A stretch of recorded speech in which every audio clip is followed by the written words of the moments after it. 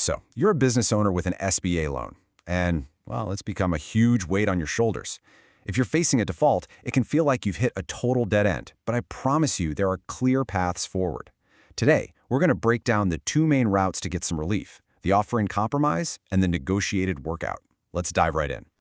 And yeah, the pressure is it's immense, right? This quote absolutely nails that feeling of not knowing what's next.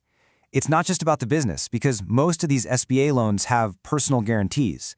That means your own finances, your home, your savings, they're all on the line. Understanding your options is really the first step to taking back control. Okay, so what can you actually do when you're in this spot? Well, the good news is you've got some pretty powerful options. We're going to lay out a really clear roadmap for you so you can understand the critical differences and make the best choice for your future. All right, let's get into the nitty-gritty. We're focusing on two main strategies. First, there's the offer in compromise, which folks usually call an OIC. And second, there's the negotiated loan workout. They might sound kind of similar, but trust me, they are for completely different situations. First up, the offer in compromise, or OIC. The best way to think about this is as a formal settlement deal. You're basically going to the SBA and saying, look, my business is shut down, I can't possibly pay the full debt, but here is a one-time lump sum payment to make this go away.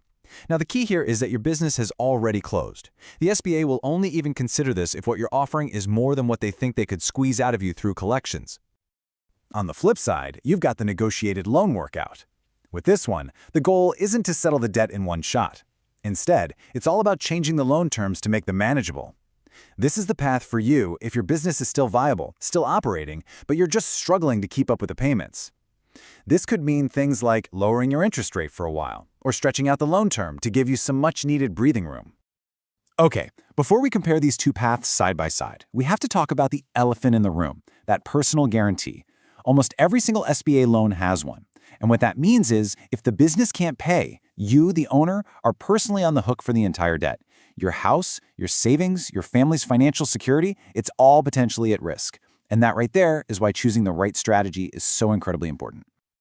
Okay, so now that we get the basics of each option and we know what's at stake, let's put them side by side. This is where you'll really start to see which path might be the right one for you. This chart really lays it all out. For an OIC, the business is closed, you make a one-time lump sum payment, and your goal is just to wipe the slate clean, debt forgiveness. For a workout, the business is still running, you switch to a modified payment plan, and the goal is to keep that business alive. So you can see right away, the biggest question, the first fork in the road, is whether your business is still operating or not. Now, trying to navigate all this on your own, that's a huge risk. Why? Because an expert's whole job is to protect your personal assets and defend you against aggressive collection tactics. This includes things like a treasury offset, where the government can literally just take your tax refunds without even needing a court order. Ultimately, you want someone in your corner who knows the SBA's crazy complex rules inside and out and can protect your family's future. All of this might still sound a little abstract, so let's look at how these strategies actually work in the real world. We're going to check out a couple of case studies that show these options in action and prove that, yes, a positive outcome is totally possible. All right, first up, let's look at a textbook offer in compromise case. This involves a business that had to shut its doors, leaving the owners with this giant personal guarantee just hanging over their heads. So what was the starting point? A staggering $337,000 loan balance. I mean, can you imagine that number looming over you?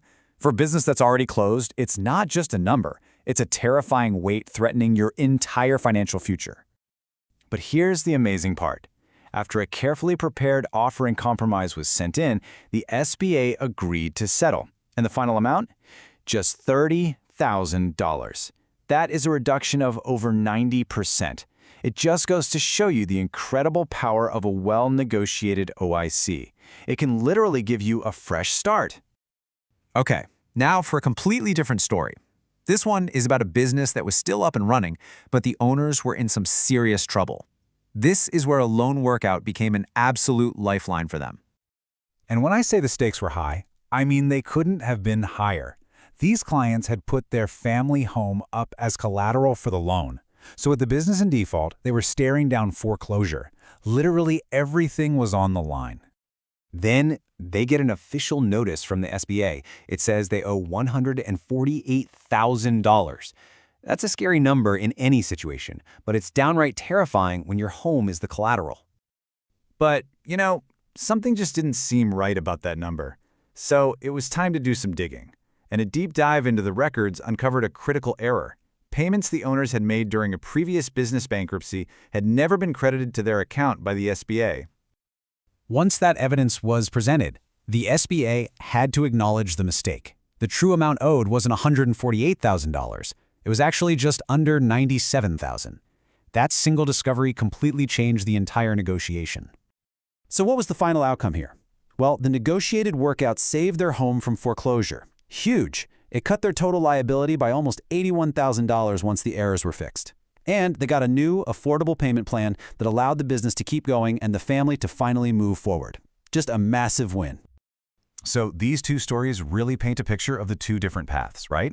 Now, the big question is, how do you choose the right one for your situation? Let's break down the key things you need to think about. The whole decision really comes down to 3 key steps. First, be honest about your business. Is it truly done, or could it survive if the loan terms were different? Second, take a hard look at your personal finances. Is coming up with a lump sum payment for an OIC even realistic, or do you absolutely need a payment plan? And third, as these cases clearly show, get some expert help. Please don't try to go through this maze alone. And look, if there is one thing you take away from all of this, let it be this. There is no magic bullet. An OIC might be a lifesaver for one business owner and completely wrong for another. The crucial point is that this decision has to be tailored to your specific situation and the very complex rules of the SBA. So, as we wrap up, I want to leave you with this question. Facing an SBA loan default right now, it probably feels like a dead end. But with the right strategy, the right information, and the right help, it doesn't have to be. It can just be a detour on your road back to financial freedom. The key is to know your options and take that first step.